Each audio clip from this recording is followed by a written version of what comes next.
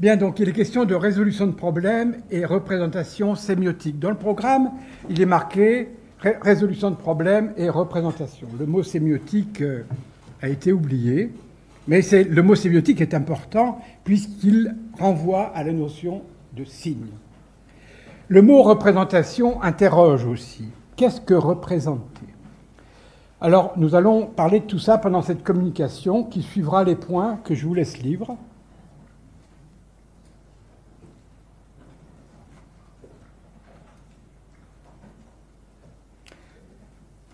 Voilà. Donc je fais référence aux travaux de Raymond Duval, qui a beaucoup œuvré à l'IREM de Strasbourg et qui a écrit notamment un ouvrage qui s'appelle « Sémiosis et pensée humaine », publié chez Peter Lang en 1995. Représentation est la nominalisation du verbe représenter, un des 6 verbes clés qui gouvernent l'enseignement des mathématiques du cycle 2, du cycle 3, du cycle 4, et qui, je pense, gouvernent généralement l'activité mathématique. Qu'est-ce que veut dire représenter? Eh bien, décomposons ce mot, faisons une petite analyse morphologique. On voit à la fin le suffixe ER, désinence verbale. Et puis on voit présent. Présent, c'est fabriqué, ce mot est fabriqué à partir du verbe être, dont la seule trace ici est le mot S, la lettre S par contre. Et re, comme tout le monde le sait, re veut bien souvent dire à nouveau. Mais d'accord, mais ce n'est pas le cas. Non, ce n'est pas le cas. Il y a un autre préfixe re qui a une valeur intensive, qui montre que l'on va au bout des choses. Une valeur de quelque chose de complet, en fait. D'où le sens du verbe représenter. On pourrait dire que représenter, c'est rendre une situation ou un concept pleinement présent par des signes, et bien évidemment en fonction d'une tâche qui est donnée. Ce qui va supposer de définir les signes, et bien évidemment de savoir dans quelle tâche, dans quel cadre on travaille. Les registres de représentation sémiotique. L'expression est utilisée par Raymond Duval. Qu'est-ce qu'un registre de représentation sémiotique? Eh bien, c'est un ensemble de signes organisés qui va permettre de désigner des choses et qui permet surtout les 3 opérations suivantes, que je vais détailler par la suite. La première opération, c'est ce que Duval appelle la formation des représentations sémiotiques. Le deuxième est le traitement. J'y reviendrai, il est bien sûr important en mathématiques et dans d'autres registres. Et le troisième, c'est ce que Duval appelle la conversion. Nous allons voir ces 3 points et nous verrons en quoi ces points, où la connaissance de ces aspects-là peut être importante pour les professeurs des écoles et peut-être de manière plus générale d'ailleurs pour la résolution de problèmes, en lien avec, évidemment, le thème de cette conférence qui est l'investigation. Nous y reviendrons enfin. On considère souvent une situation réelle, fictive ou un concept. On peut l'exprimer par un texte. On peut l'exprimer par une écriture symbolique mathématique, comme on peut l'exprimer par un autre registre. Un graphique, un diagramme, la pluviosité, la pluviométrie, etc. C'est ce que Duval appelle former une représentation, c'est-à-dire la formation d'une représentation. Deuxièmement, donner quelques exemples, citer quelques registres sémiotiques. La langue courante est le registre par excellence. C'est celui sans lequel on ne peut rien faire. Je ne peux pas parler d'un autre registre si je n'ai pas la langue courante. Des graphiques, des histogrammes, des tableaux, des écritures symboliques mathématiques. Parmi elles, on pourrait être plus restreint, les écritures fractionnaires, les écritures décimales. On peut aussi voir la droite graduée, c'est un registre mathématique, les frises numériques, bien sûr les frises chronologiques également. Et puis, des représentations figurales, nous en verrons aussi. Et il y en a d'autres. Alors, à partir du moment où on a ces registres sémiotiques, on a dit que c'était des ensembles de signes organisés, eh bien, à l'intérieur même de chaque registre, on peut effectuer des opérations. Avec un texte, on peut par exemple reformuler. Reformuler, c'est dire la même chose sous une autre forme, sans ajouter d'informations, sans enlever d'informations. En mathématiques, on sait tous qu'on a le calcul. Et dans chacun des autres registres, on a des opérations propres à ces registres-là. Eh bien, cette opération-là, c'est ce que Duval appelle le traitement de l'information. Et il existe des opérations externes au registre, c'est ces opérations-là auxquelles on a affaire dès lors qu'on résout un problème. On va passer d'un texte ou d'une figure à quelque chose, quelquefois une écriture mathématique, un calcul, où on part de calcul pour aller à un texte qui va être une conclusion de quelque chose. Eh bien, vous voyez ces 6 flèches qui font penser à version thème, des petites choses qui ont pu poser quelques difficultés à certains d'entre nous de leur jeunesse. C'est ce que Duval appelle la conversion. Alors la conversion, comme je vous l'ai dit, n'est pas sans difficulté. Je vais pointer ici de façon très simple quelques difficultés liées à la conversion de registre. Je vais considérer que ces points sur l'écran représentent des objets, je ne sais pas trop lesquels, mais on s'intéresse au cardinal. Je peux effectuer une conversion et dire que je vois 4 plus 4. Je peux aussi faire un traitement, je lui dis ça c'est 8. Et je peux aussi remarquer que j'ai affaire à 2 fois 4. Je peux aller dans l'autre sens. Et je vais effectuer maintenant un traitement dans le registre figural à droite. Hop. Et là, on voit que 2 fois 4, 4 plus 4 et 8, 2 fois 4 et 4 plus 4, ça ne colle pas bien avec ce qui est représenté à droite. Duval parle alors de phénomène de non-congruence. Le mot congruence est un mot dont le radical est greux qui signifie marcher. On le retrouve dans progression, régression, digression, etc. Con, c'est avec, ensemble. Congruence, on va dire que 2 expressions dans 2 registres différents sont congruentes si et seulement si elles marchent bien ensemble. Or ici, le 2 fois 4 et le 4 plus 4 ne marchent pas bien avec les points. C'est ce que Duval pointe comme étant un phénomène de non-congruence. Je peux effectuer un traitement dans le registre des écritures symboliques mathématiques. Je conserve le 8. Et si j'écris 3 plus 5, je vois que j'ai fait apparaître ici la congruence à nouveau. Je peux écrire aussi, donc ça se passe bien, je peux écrire 5 plus 3. Vous voyez que 5 plus 3, c'est légèrement moins congruent que 3 plus 5. Eh bien, la notion de congruence, le concept de congruence, c'est quelque chose de gradable. On peut aller de quelque chose de moins congruent à quelque chose de plus congruent. Et ce qui va être important d'observer, de savoir faire observer, ce sont les variations concomitantes entre des représentations dans un registre et des représentations dans un autre registre. Et d'observer en même temps ce qui reste constant. En l'occurrence, ici, dans cet exemple simple, 8. Si j'avais des textes, je pourrais dire, il y a une histoire qui est la même dans tous les textes que je pourrais présenter et qui sont dits de façon très différente. Opération interne ou externe au registre, eh bien, je récapitule toutes ces petites flèches. Et là, on voit qu'on a des objets cognitifs, des objets intellectuels qui sont importants. Vous verrez que ça peut être important en mathématiques et qui ne font pas explicitement partie ni des programmes, ni ne figurent explicitement dans la formation des enseignants de manière générale. Et pourtant, il s'agit d'objets mathématiques, d'objets cognitifs importants. Difficulté des enseignants. Dire à partir de ce que j'ai montré, il n'y a pas de difficulté, pas si sûr.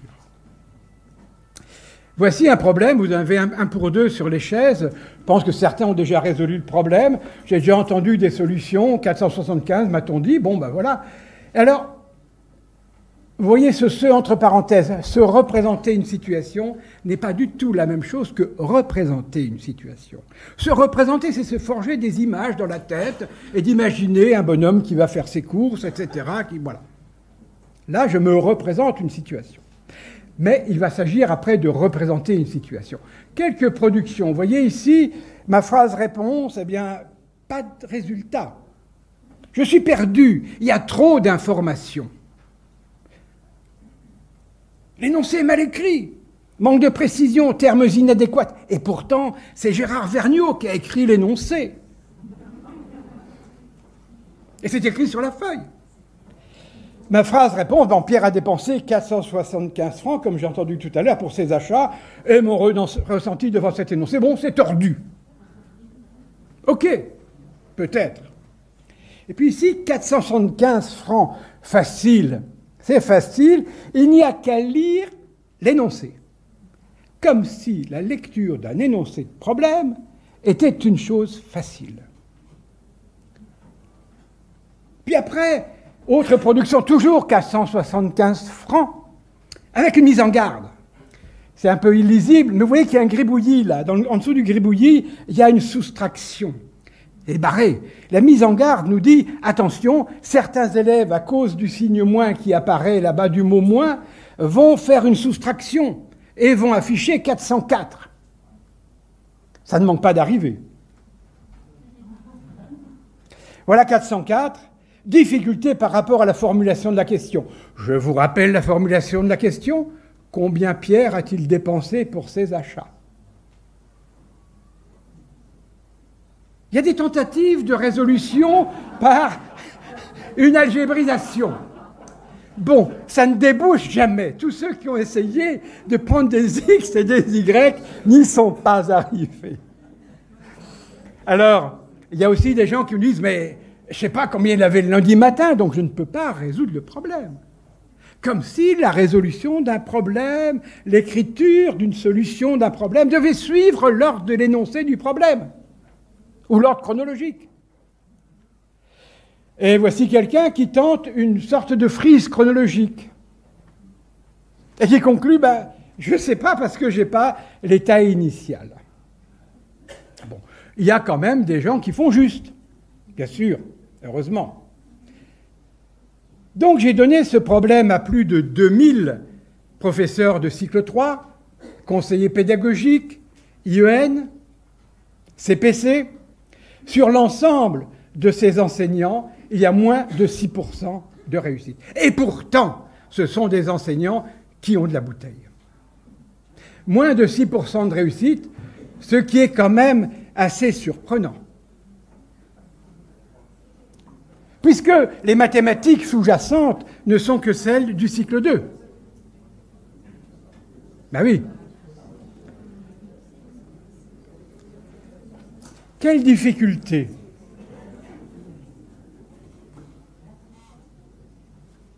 Je vois M. Torossian qui commente le problème avec son voisin, M. Guise. Quelle difficulté? Eh bien, il y a des difficultés qui sont inhérentes à l'énoncé. L'énoncé ne précise pas l'état initial, et c'est vrai que si on prenait n'importe quelle valeur, à condition qu'elle soit suffisamment grande, eh bien, on arriverait à trouver le résultat. Personne ne rentre dans cette démarche en disant « je prends 1000 francs, je vais voir, ou 2000, ou etc., ou 500 ». C'est un problème à deux transformations. Alors, c'est peut-être un petit peu plus dur qu'un problème à une transformation. Et puis, il y a une donnée qui est proposée par une comparaison d'états. On sait que, Vergniaud nous l'a dit, que ça pose plus de difficultés que dans d'autres cas, effectivement, et il y a un phénomène de non-congruence, évidemment. Bon. Ceci dit, quelles sont les difficultés des enseignants? Pas toutes, quelques difficultés. Eh bien, il y a des difficultés qui sont liées à la lecture même de l'énoncé. Quelqu'un disait, je dis 475, il suffit de lire l'énoncé, lisons-le bien. Difficulté de lire l'énoncé. Difficulté, et ça c'est souligné par des évaluations internationales, les élèves français ne savent pas lever les implicites. L'implicite, c'est que si le soir il a 475 francs de moins que le matin, ça veut dire que le matin il a 475 francs de plus que le soir. Ça, c'est pas levé par un grand nombre d'enseignants. Stratégie. Je ne vois sur les plus de 2000 feuilles que j'ai aucune trace de stratégie. Aucune. On affiche un résultat. Et puis, l'ordre du traitement, est-ce l'ordre de l'énonciation? Non, il faut réfléchir. Il faut réfléchir. Vérification, aucune vérification. On dit 404, on dit 475, on ne vérifie pas. Représentation sémiotique, eh bien, il n'y en a pas. Il n'y en a pas, aucune trace de représentation sémiotique. Et on peut se poser la question des outils pour chez les enseignants, de quels outils disposent-ils pour analyser un énoncé, en produire, et peut-être même en faire analyser et en faire produire par leurs élèves. Donc, ce sont des difficultés qui sont liées à ces fameux registres sémiotiques, registres de représentation sémiotique. Ici, je vous laisse lire un problème, un énoncé de problème qui a été donné à des élèves de CE2, CM1. Est-ce que tout le monde peut lire ou faut-il que je le lise?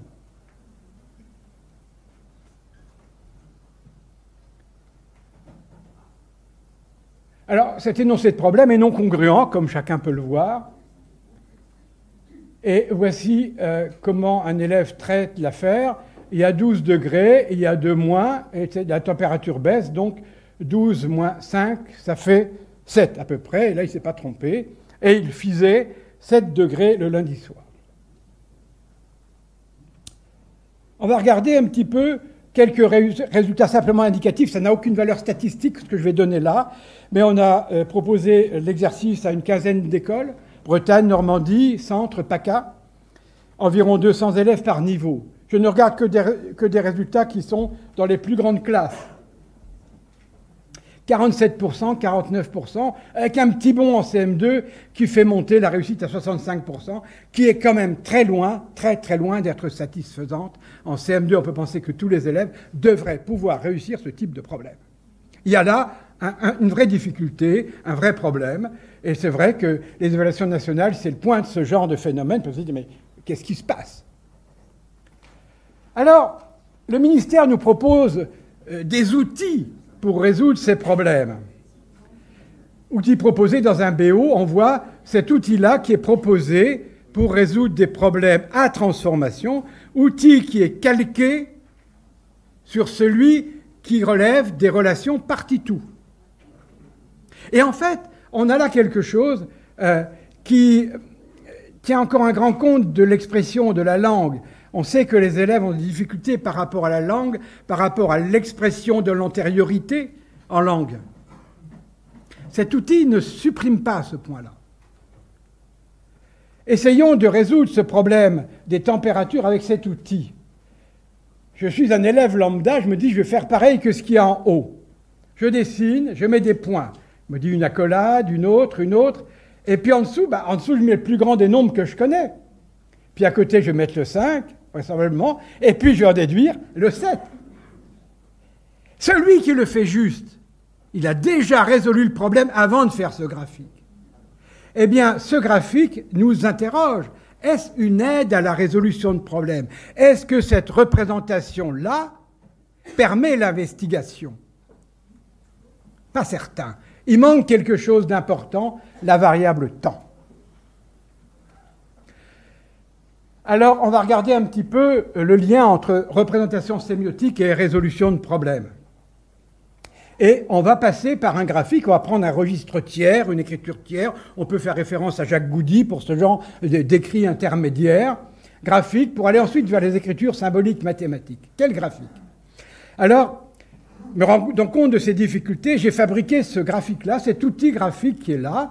Et vous voyez, il est destiné à permettre de résoudre des problèmes à une transformation.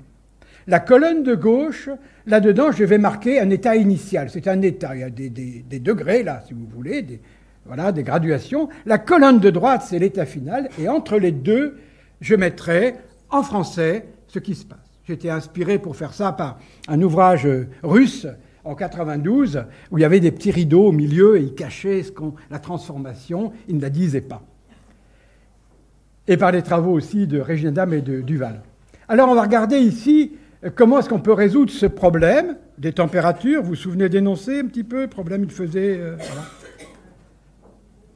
Oui, on ne va pas s'attarder, mais bon, pour montrer que c'est fait en classe. Hein. Alors, ici, on va repérer les périodes, donc la temporalité. Ça va être important puisqu'il y a deux types de problèmes additifs comme ça, des problèmes dans lesquels le temps n'intervient pas et des problèmes dans lesquels le temps intervient. Si le temps intervient, j'ai peut-être tout intérêt à me dessiner un axe du temps. Les périodes, il y a lundi soir. Quelle était la température lundi soir? La température a baissé dans la nuit de lundi à mardi, a baissé de 5 degrés, puis à mardi matin où la température est de 12 degrés. Je vais maintenant repérer ce qui varie. C'est un nombre de degrés. Bon, j'aurais pu le faire dans l'autre sens. Hein. Et puis ici, le repérage des données. Je vais voir dans l'énoncé ce que je sais, et je vais le mettre dedans. Je sais que mardi matin, il faisait 12 degrés, je le dessine. Et je sais aussi que la température baisse de 5 degrés. Je prends le présent de narration dans une frise comme ça, comme si on était en train de lire un peu une BD. La température baisse de 5 degrés. Et là, j'interroge le graphique. La température était-elle plus haute ou plus basse lundi? Eh bien, puisqu'elle baisse pour arriver à 12, c'est qu'elle était plus haute. Ça se travaille. Mais plus haute de combien de degrés? D'autant qu'elle a baissé. Donc de 5 degrés. Et je vais mettre mon petit trait vert là-haut et le problème est résolu. L'avantage avec ce type de graphique, c'est qu'il va permettre l'enchaînement des transformations. Ce que ne permet peut-être pas l'autre. Voilà, des élèves qui résolvent un problème à 2 transformations, etc. Représenter la situation, le problème de Pierre que vous avez lu tout à l'heure, on va le représenter maintenant. On ne va pas se représenter la situation, on va représenter la situation. Quel outil graphique? Alors imaginons que je prenne l'outil qui est proposé dans le BO du mois d'avril. Je vais me poser des questions, parce que est-ce que je prends cet outil-là pour résoudre le problème de Pierre? Difficile. Est-ce que j'en prends 2 comme ça? Pas évident. Ça ne s'enchaîne pas bien. Maintenant, si je prends l'autre outil, celui-là, eh bien, je vois que j'enchaîne 2 transformations, l'état final de la première transformation étant l'état initial de la seconde transformation. On va repérer ce qui varie. Bien, le nombre de francs dans le portefeuille de Pierre. Repérage des périodes. Repérage des périodes, il y a le matin, l'après-midi, il reçoit de l'argent. Entre la réception des achats et les achats, cette période n'est pas mentionnée dans l'énoncé. Elle fait partie des implicites. Il faut donc réussir à lire cet implicite, savoir que là, il y a une période. Elle dure peut-être une femtoseconde, mais elle est. Et puis la période des achats, et puis le soir, qui est mentionné explicitement dans l'énoncé. Alors ensuite, je vais repérer les données. Voilà, je sais que le matin, le soir, il a 475 francs de moins que le matin. On se moque un peu des graduations. Hein. Là, Pierre reçoit 879 francs. Donc, entre les deux, voilà tout ce qu'il a. Donc, combien a-t-il dépensé? Il a dépensé la hauteur de la colonne qui est là, marquée en vert. Il a dépensé la somme des deux, 1354 francs. Ah, bien sûr, on peut le faire autrement, directement en langue naturelle. Si Pierre a moins d'argent le soir que le matin, c'est qu'il a dépensé cette différence plus tout ce qu'on lui a donné. Le problème est résolu aussi immédiatement comme ça. Utilisation de quelques registres sémiotiques. On va prendre une frise numérique. De la frise numérique, on va déduire le résultat mathématique. On a 2 personnages. L'un dénombre un tas de pommes de 2 en 2 en commençant par 1. L'autre dénombre le même tas de pommes de 3 en 3 en commençant par 1. Et la question, combien y a-t-il de pommes dans le tas? Alors, un outil, la frise ici numérique, voici le premier qui dénombre son tas de pommes. Il ne peut pas aller plus loin sur le personnage, ils sont limités à 9. Hein. Ah, et donc apparaissent 2 coïncidences et donc 2 solutions possibles. Soit le tas de pommes a une pomme, peut-être qu'en langue française on ne dirait pas que c'est un tas de pommes, soit il a 7 pommes. Et l'outil intermédiaire ici, cette frise numérique, permet de résoudre ce problème. On rentre un petit peu là dans les traces de quelque chose. Autre, avec le registre figural, eh bien, il y a des trottinettes à 3 roues, des trottinettes à 2 roues. En tout, il y a 7 roues. On est en début de CP. Hein. Il y a 7 roues en tout. Combien de trottinettes à 3 roues? Combien de trottinettes à 2 roues? On va représenter par un symbole sémiotique, par un signe, les roues. Je fais une trottinette à 3 roues, j'essaie avec une deuxième trottinette à 3 roues, et puis là, je me rends compte que ça ne fonctionne pas. Je vais faire un travail systématique, et je vais me dire, puisqu'avec 2 trottinettes, ça ne marche pas, j'en prends une. Et j'essaye. Ah, ça marche. J'ai une solution. Si le nombre était plus grand, on aurait davantage de solutions, c'est tout à fait intéressant. Donc là, on a une registre figural, et bien évidemment, on peut aussi travailler ce même problème sur la frise numérique.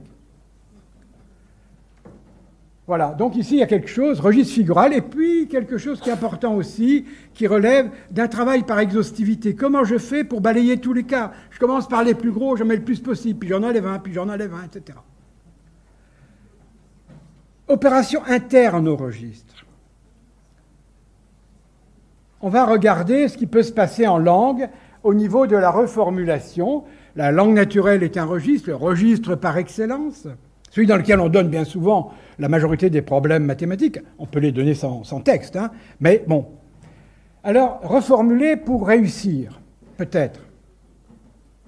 Donc, reformuler et aller directement vers les écritures mathématiques. Voici un énoncé de problème donné en juin 2017 dans une vingtaine de classes de CP en PACA en Alsace.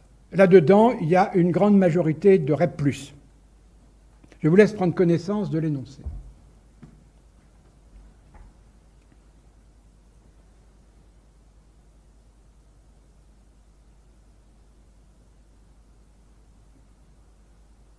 Alors, il s'agit bien sûr d'un problème non congruent. Vous voyez bien qu'il y a plus l'opération experte, 6-2, hein, et puis le 6 arrive en dernière position, le 2 arrive, le 4, bon, etc. J'ai marqué 6-2. C'est 6-4, je viens de voir que j'ai fait une erreur grossière. On efface tout et... Bon. Je pensais au résultat quand j'ai écrit. Bon, voilà. Excusez-moi. Bien, donc, on demande aux élèves, on l'a fait, c'est un petit travail de recherche, écrit autrement une phrase de l'énoncé. Parce que là, la question, combien Billy a de cubes? Combien de cubes a Samy, pardon? Une phrase qui va commencer par Samy a. Est-ce que dans l'énoncé, je peux trouver une phrase qui commence par Samy a? Oui, bien sûr. La première phrase s'écrit aussi, Samy a 4 cubes de moins que Billy. Voilà. Donc l'élève qui va écrire ça va écrire Samy a 4 cubes de moins que Billy. Et du coup, il a fabriqué cet énoncé bleu. Billy a 6 cubes, Samy a 4 cubes de moins que Billy. Et là, on a un énoncé congruent dont la réponse tombe immédiatement avec très très peu d'erreurs chez les élèves. Samy a 2 cubes. On voit que la reformulation aide. La reformulation n'a pas été mise en œuvre par les professeurs quand ils résolvent l'énoncé dont 1 sur 2 d'entre vous a le texte. Réussite en mathématiques, 40%. Il y avait aussi les réussites en français parce qu'on testait en même temps la capacité des élèves à écrire des phrases correctes, à copier lexicalement correctement, etc. 40%. Mais il y a un phénomène qui nous semblait intéressant. J'en tire pas de relation de causalité, mais simplement une petite remarque. Les élèves qui ne réussissent pas à reformuler sont quand même 78% à échouer. Ils ont 22% à réussir pour être positifs. Ceux qui réussissent à reformuler, eh bien, la phrase, sont 67% à réussir. Il y a là quelque chose qui m'interroge. Je ne dis pas qu'il y a une relation de cause à effet, je fais juste un constat. Et ce constat peut questionner l'importance de la reformulation et du travail de la reformulation de la maternelle jusqu'aux plus grandes classes du primaire. Pierre a 3 bits de moins que Paul, Paul a 3 bits de plus que Pierre. Chaque fois qu'on dit une phrase, on peut demander à un élève, tu peux le dire autrement, etc. On ne le fait pas. Voilà. Donc, quelques recommandations. Je suis le programme qu'on m'a demandé. En formation des enseignants. Là, je pense qu'il y a un gros travail à faire en formation des enseignants, notamment déjà leur faire résoudre en formation eux-mêmes, pas leur faire des baratins sur les problèmes, mais leur faire résoudre des problèmes variés de toute nature. Que ce soit en formation continue ou en formation initiale. La formation initiale, il y a trop peu d'heures, tout le monde le sait, et à passer le moment du concours, la préparation au concours, on ne résout plus de problèmes, on n'entend que des textes. Bon. Lecture d'énoncés de problèmes. On ne lit pas un énoncé de problème comme on va lire un poème. Il faut développer des stratégies de lecture d'énoncés de problèmes. Technique de résolution de problèmes. Ben oui, il y a plusieurs techniques. Essai-erreur. Personne n'a procédé par essai-erreur pour le problème de Pierre. Vérification. On vérifie quand même ce qu'on a fait avant d'afficher le résultat, d'être tout content, de dire bon. Et puis, bien évidemment, sensibiliser, informer, former les enseignants sur cette notion de registre de représentation sémiotique. C'est quelque chose qui me semble important. Les former à l'analyse d'énoncés de problèmes. Parce que si les enfants réussissent mal ou peu certains types d'énoncés de problèmes, c'est peut-être aussi, en bonne partie, parce que les enseignants n'ont pas conscience qu'il faut balayer un spectre large d'énoncés de problèmes, même dans les problèmes additifs, qui semblent simples, parce qu'ils n'ont pas tous le même degré de difficulté à cause de phénomènes de congruence, etc. Donc ça, les enseignants en sont souvent peu conscients. Analyse d'énoncés de problèmes, analyse de la pertinence de certaines représentations. On trouve des tas de choses. Fais un dessin. On voit dans beaucoup de travail, je fais un dessin. Faire un dessin n'est pas un travail mathématique. Le travail mathématique, c'est de représenter. Fais un dessin. On parle de schéma aussi, alors on ne sait pas trop le statut du schéma. Et puis, se rendre compte que les représentations sémiotiques, les registres de représentation sémiotique, ce sont des objets qui se construisent avec les enseignants en formation initiale, de manière à ce qu'ils les construisent avec leurs élèves dans leur classe. Donner un outil, comme j'ai donné tout à l'heure, comme ça aux élèves, c'est pas très prudent.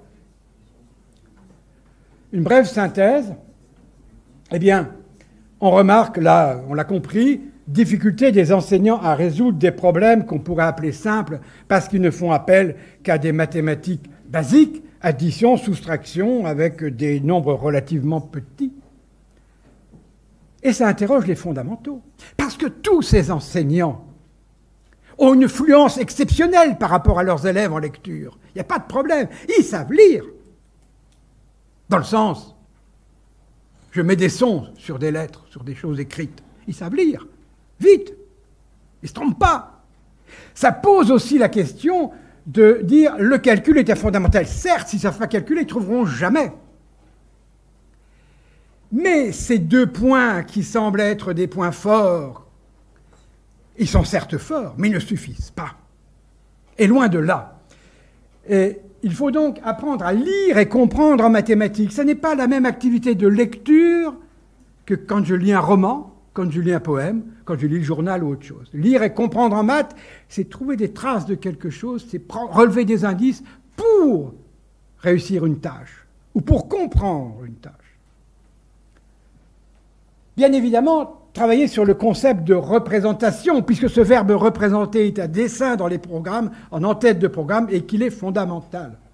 Et qui dit travailler le verbe représenter ou les représentations impose de travailler les registres de représentation sémiotique avec toutes les difficultés qu'ils peuvent comporter, notamment, comme les souligné dans un cas très simple, les phénomènes de non-congruence. Et ce que j'ai envie de dire, c'est que les représentations sémiotiques constituent des outils fondamentaux d'investigation. Vestigium, ça veut dire trace de pas. C'est les traces de pas de l'animal en latin. L'investigation, c'est aller mettre ces pas dans les traces de pas de l'animal pour essayer de voir où il se trouve. Un énoncé de problème comme celui de Pierre, il y a des traces de quelque chose dedans. Je vais essayer de suivre ces traces pour arriver au bout. Investigation, une petite loupe.